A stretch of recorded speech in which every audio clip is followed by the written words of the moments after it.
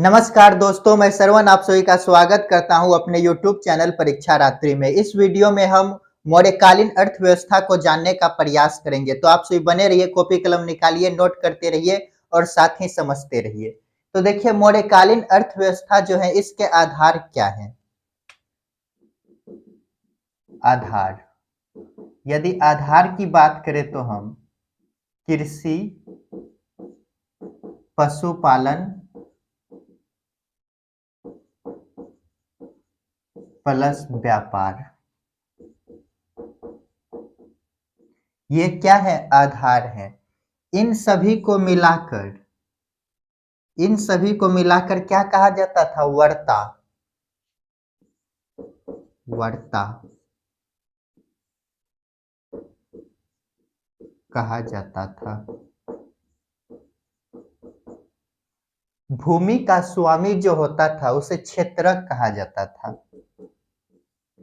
भूमि का स्वामी क्षेत्रक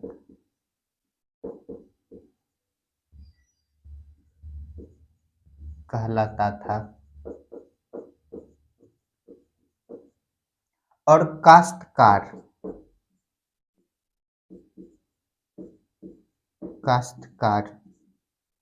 काश्तकार को उपवास कहा जाता था। उपवास कहलाता था।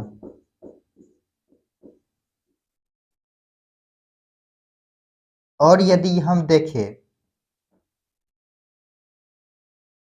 जो गुलाम होते थे उससे कृषि कार्य कराया जाता था। गुलामों से कृषि कार्य कराया जाता था।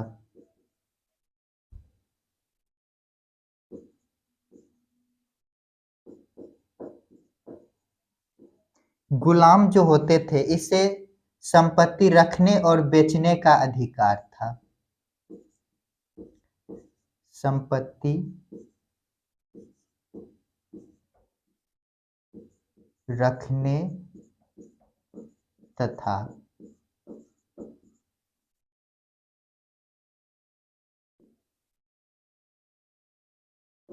बेचने का अधिकार था।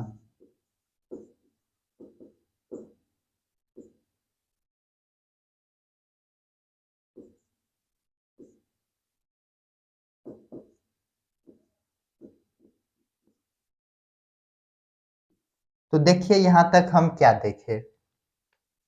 मौर्यकालीन अर्थव्यवस्था का मुख्य आधार क्या है? तो कृषि, पशुपालन और व्यापार। इन तीनों को मिलाकर क्या कहा जाता था? वार्ता। और देखिए, भूमि का जो स्वामी होता था उसे क्या कहा गया है? क्षेत्रक। और काश्तकार, ये क्या करते थे? कढ़ाई बुनाई का कार्य। तो ये जो काश्तकार हैं इसे उपवास कहा गया है। और गुलामों से यहाँ पर कृषि कार्य कराया जाता था और साथ ही गुलामों को भूमि संपत्ति रखने और बेचने का अधिकार था। यहाँ तक नोट कीजिए और आगे देखते हैं। तो चलिए इसको मिटाते हैं और आगे देखते हैं।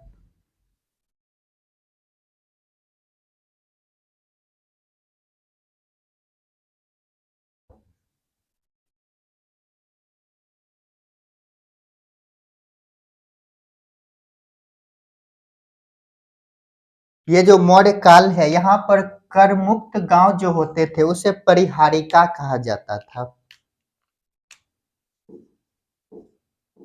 कर मुक्त गांव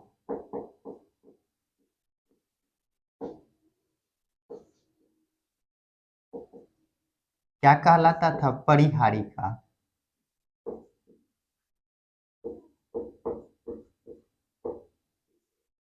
और सैनिक आपूर्ति करने वाला गांव आयुधिका। सैनिक आपूर्ति करने वाला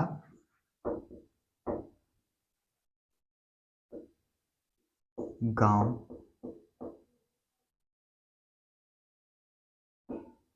आयुधिका।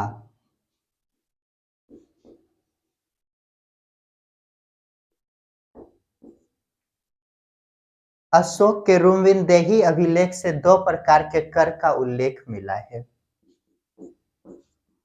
अशोक के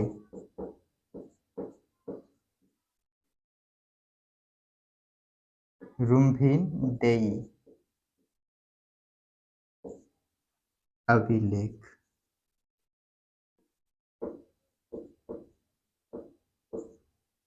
से दो कर, ये दो प्रकार के कर कौन है? तो बलि और भाग। बलि और भाग।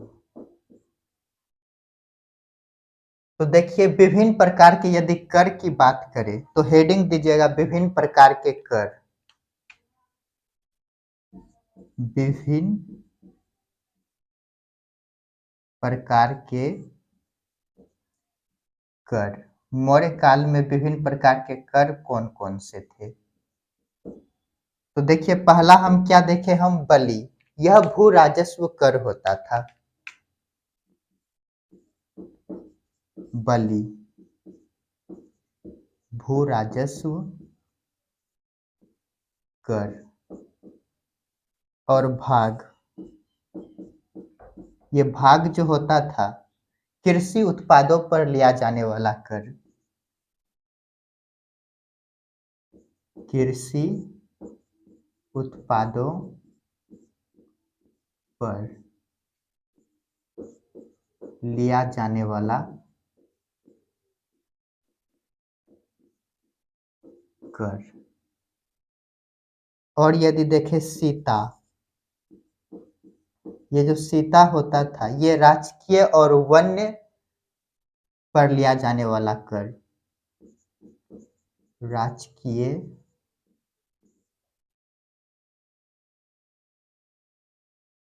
वह वन्य भूमि पर लिया जाने वाला कर। और यदि देखें परनयक, परनयक यह आपातकालीन कर होता था। आपातकालीन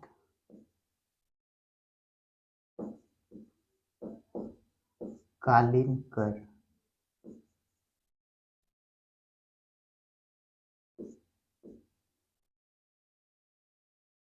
और यदि देखें हिरण्य,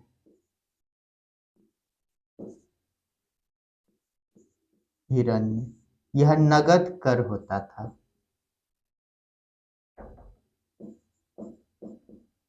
नगद कर। तो देखिए यहाँ तक क्या देखे हम? मौर्य काल में जो कर मुक्त गांव होते थे जहां से जो है कि कर नहीं लेता था राजा, उसे क्या कहा गया है? तो परिहारिका। उस गांव को क्या कहा गया है? परिहारिका। और सैन्य आपूर्ति करने वाला गांव, जहां से सैनिक अधिक बनते थे जिस गांव से, उसे आयुधिका कहा गया है। क्या कहा गया है? आयुधिका। और अशोक के रुविनदेही अभिलेख से दो कर का उल्लेख मिला है। कौन कौन? तो बलि और भाग। बलि और भाग।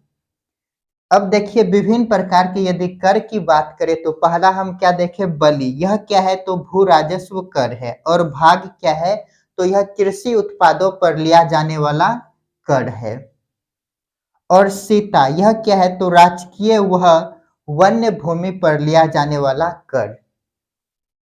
परनयक, परनयक क्या है? तो आपातकालीन कर है। और हिरण्य यह नगद कर होता था। नगद जो दिया जाता था कर, उसे क्या कहा जाता था? हिरण्य। परनयक क्या है? तो आपातकालीन कर। जल्दी से इनको नोट कीजिए और आगे देखते हैं। तो चलिए इसको मिटाते हैं और आगे देखते हैं।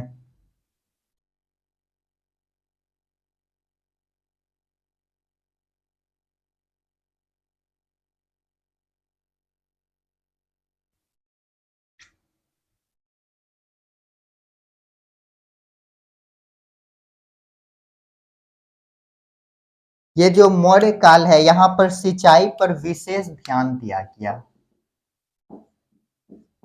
सिंचाई पर विशेष ध्यान, कैसे कह सकते हैं हम विशेष ध्यान दिया गया? यहाँ पर क्या किया जाता है, एक सुदर्शन झील का निर्माण किया गया।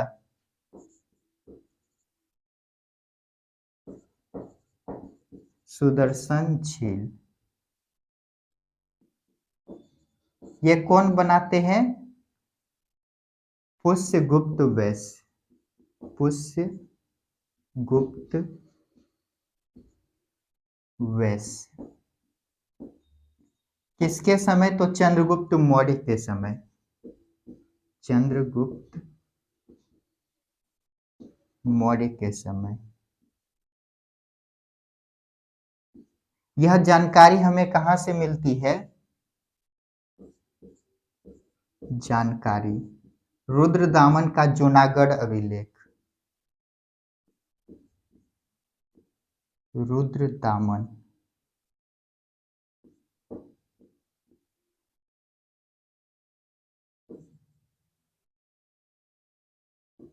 का जूनागढ़ अभिलेख।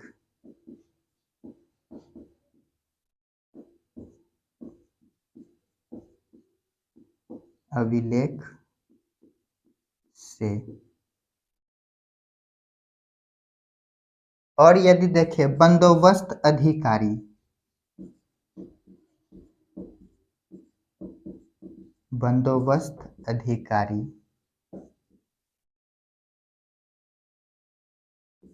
ये क्या कहलाते थे? तो रज्जुग्राही।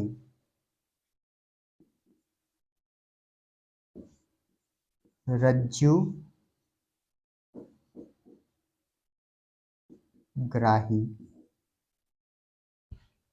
ये जो है कि खड़ी फसल पर जो है कि माप करके कर का निर्धारण करता था। खड़ी फसल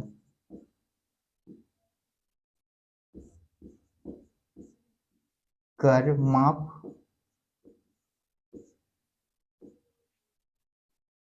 करके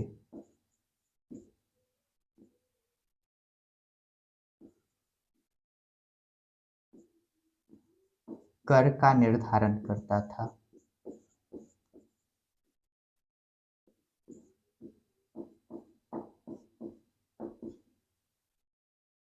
ये रज्जु ग्राहक है।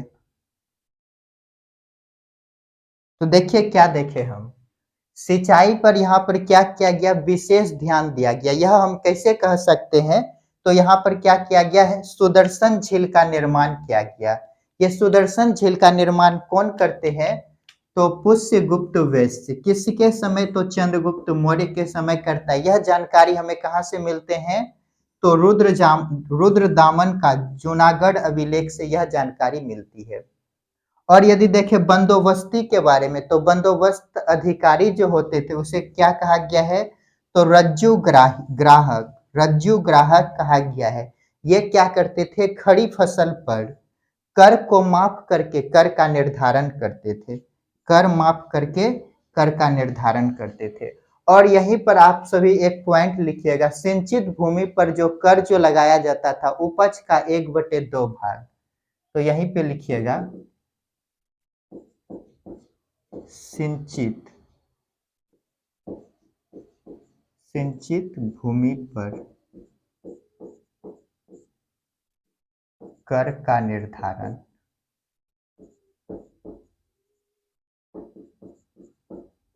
कैसे किया जाता था? तो उपज का 1/2 भाग, उपज का 1/2 भाग लिया जाता था। तो क्या देखे हम, सिंचित भूमि पर कर का यदि देखे तो निर्धारण कैसे होता था? जहां पर जो है कि नहर द्वारा जो है कि पानी पटाया जाता था राजा के द्वारा, तो वैसे भूमि से जो कि सिंचित भूमि कहलाता था। और ये जो सिंचित भूमि होते थे यहाँ पर कर कितना लिया जाता था? उपज का 1/2 भाग। जल्दी से इनको नोट कीजिए। तो दोस्तों आज के लिए इतना ही, मिलते हैं नेक्स्ट क्लास में जिसमें हम व्यापार वाणिज्य और मौर्यकालीन सिक्के सबको देखने का प्रयास करेंगे। तो आप सभी खुश रहिए, पढ़ते रहिए, अपने माता पिता का सम्मान कीजिए और यदि मेरा वीडियो आप सभी को पसंद आता है तो लाइक शेयर कमेंट और साथ ही सब्सक्राइब कर बेल आइकन दबा दीजिए। मिलते हैं नेक्स्ट क्लास में।